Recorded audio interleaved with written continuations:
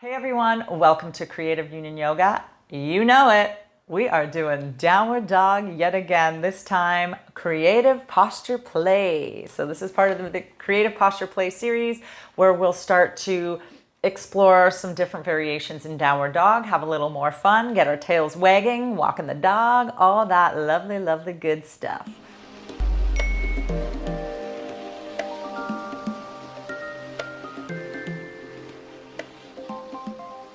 All right, so let's come into our downward dog for some DD variations. Okay, so this will be fun, this creative posture play downward dog. So again, finding your positioning of the hands. Yeah, you can walk the hands a little closer to the legs. You really root down in those hands. Exhale, pour the weight of the pelvis into the heels. Into the legs, legs to heels, heels to ground. Good. So first thing we can do, and I could have mentioned this in the original downward dog video from the ground up, is walking the dog. So spend some time walking the dog, yeah? You almost can do like a bit of a moonwalk.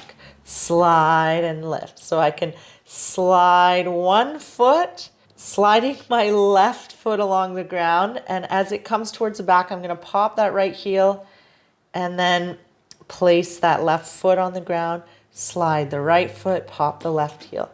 So that's one fun little way you can walk the dog, or just simplify it. You can take the legs a bit wider. Yeah, so I can take them wider than my mat. Good. Again, shift the weight into those legs. When the legs are a bit wider, it's actually easier on the hamstrings. Yeah, and I can really pour the weight into the legs.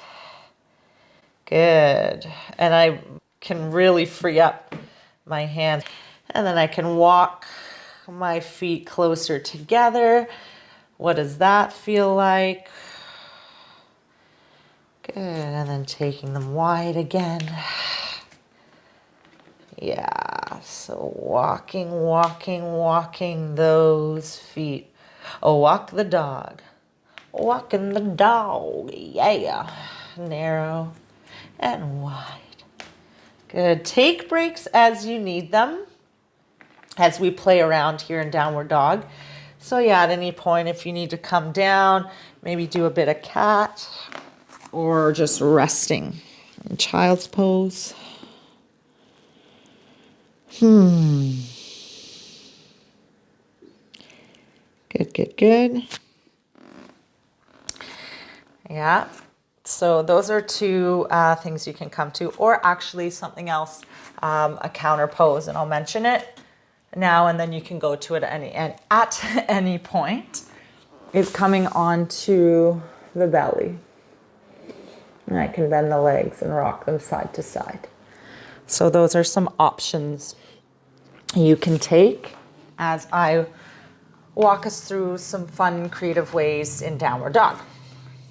So again, I can come up, continue to walk your dog. You can also play with internal and external rotation.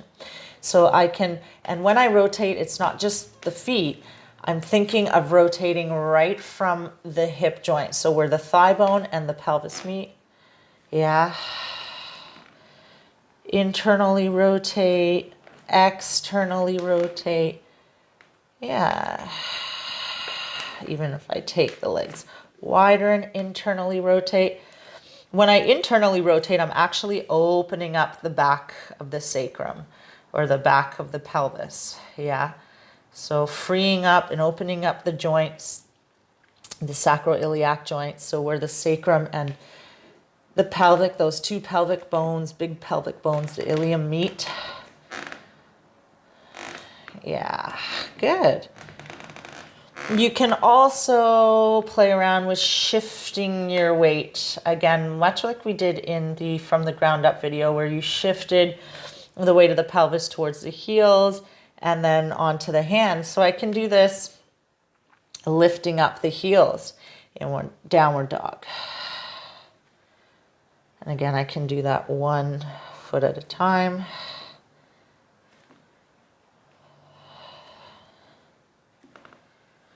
Or I can lift both together.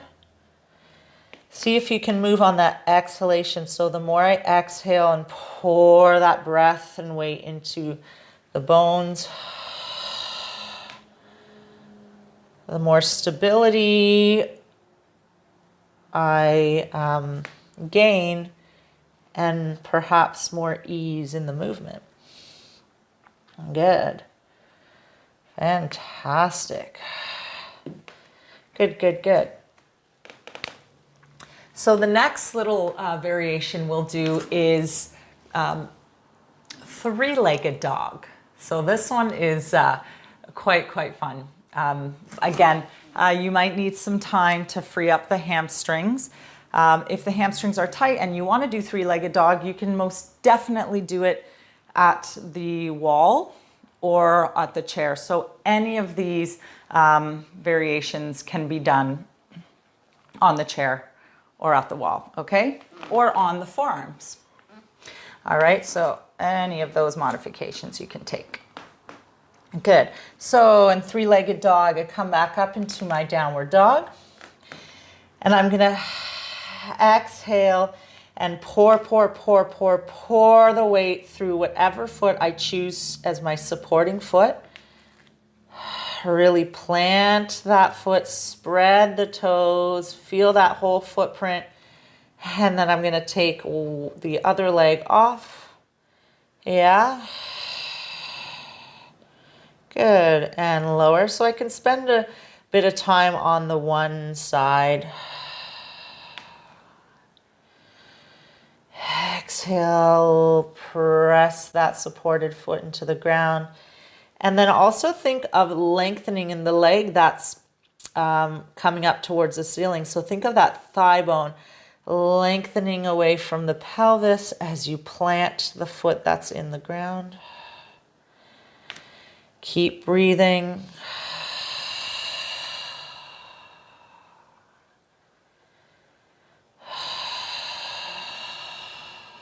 Again, using the bones or supporting through the bones. Good. And then, of course, switch sides on your own time. You're going to come back to both feet. Exhale, pour the weight, pour the breath into that supported foot. Nice, big, wide footprint.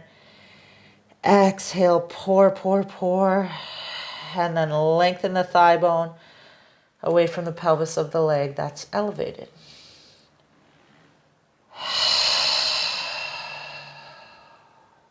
So seeing if you can connect that exhalation to grounding the supported foot and lengthening the elevated leg.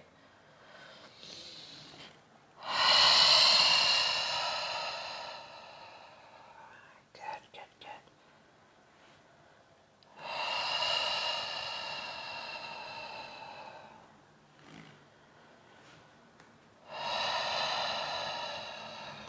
Nice. This time around, when you take that leg up, you can also think of, now my back is going to be facing you, so maybe I'm going to do the opposite leg.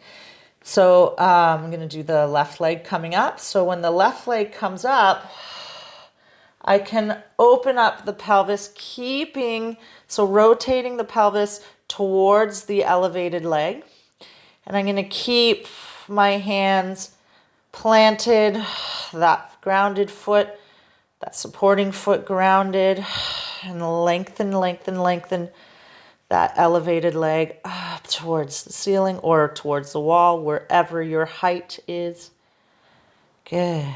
Rotate the pelvis back to center. Lower the leg, exhale, ground, lengthen, open. So try not to take it too far behind you, letting the pelvis fall behind you. Let the pelvis fall into that supported leg, and then the other leg up towards the ceiling. Good. And of course, switch sides on your own time. exhale, ground, ground, ground. Lengthen, lengthen, lengthen. You can also think of that tailbone lengthening all the way to the heel of the elevated foot and skull dropping towards the ground. Good. And moving in and out. Nice. Keep breathing. Big, big, strong, strong, strong, strong breaths. Exhale, ground and lengthen. Lengthen, lengthen, lengthen, lengthen. Good. Good, good, good, good, good.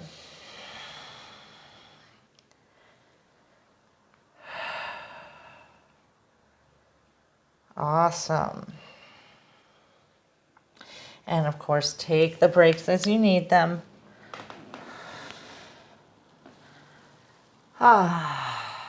Excellent. Good. This time we're going to, when we come into downward dog, a nice little counter pose, a downward dog counter pose to downward dog could be, if I take the legs slightly wider than hip width apart, so maybe the width of the mat. And then I'm gonna walk my hands a little bit closer. And I'm gonna take one hand, so I can take my right hand to my left ankle and turn towards that left leg. So I'm turning the upper torso, I'm turning from the waist up, the rib cage and thoracic spine, towards the left leg, and I'm keeping both feet planted as evenly as possible. Let let the skull drop, the head drop, soften the shoulders. So I'm not pulling and pulling and yanking. I'm dropping that tailbone, pelvis away from the skull, skull away from the pelvis or tailbone. Nice spinal elongation. And then switch and twist. Again, it's not about, oh, I'm losing my headband. It's not about yanking and pulling and compressing into the twist. It's about finding the length in the spine and then rotating. Good. Excellent. And you can repeat this if you'd like. And again, you can do this at the wall or on the chair.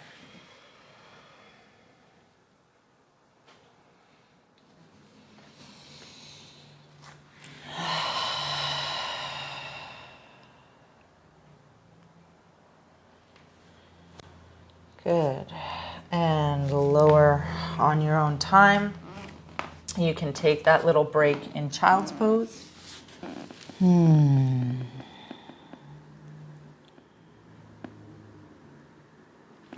If cobra is something that you feel is accessible at this point in time, then you can come from child's pose, dome up into cat, and find your cobra. Nice, nice, long, long, long spine. So I'm not yanking back and crushing my lower spine and cervical spine or neck. I'm lengthening the tailbone and skull away from each other. Or I can come onto my belly and can come all the way onto the forehead, onto the hands. And then again, bend the knees. Rock the legs side to side. Good.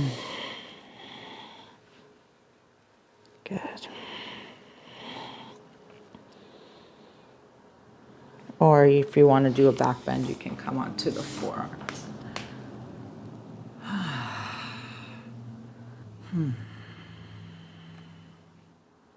Good. And coming back, pushing yourself back up when you're ready. So there you have it.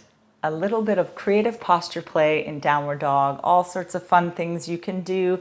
So again, it's not about feeling stifled and stuck in any position. If you need to move, move. If you need to walk the dog, take the legs wider, narrower, please honor that. If you need to take the leg up towards the ceiling, do so. Okay, so you got to find what feels right for you, what feels comfortable, and listen to the body. The body is your greatest teacher. Yeah. So yoga teachers are there to guide you, but if you intuitively feel like something's not right or there's something you prefer to do, listen to that. Don't let anyone tell you otherwise. Okay? So thank you again for joining me. I hope you enjoyed the video. Please like, share, and don't forget to subscribe to my channel for more awesome, creative yoga videos. Thank you again, and I'll see you on the mat real soon. Think love, speak love, be love. Namaste.